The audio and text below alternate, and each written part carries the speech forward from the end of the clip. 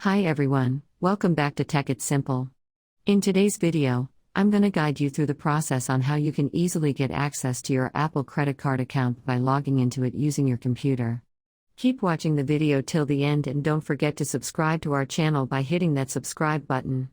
Also press the notification bell icon so that you'll never miss another update from us. Open up a web browser to begin. In your web address bar that pops up, type in card.apple.com and press enter. You'll end up in the home page of Apple Card, which looks like this. If you want to view your Apple Card balances, its monthly installments, make payments, or download monthly transactions, then you'll need to sign in by clicking on the sign in button at the top right-hand corner.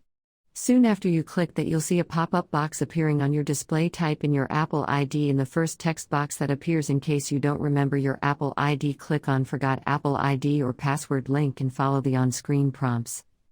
After you're done typing in an Apple ID, click the Next button.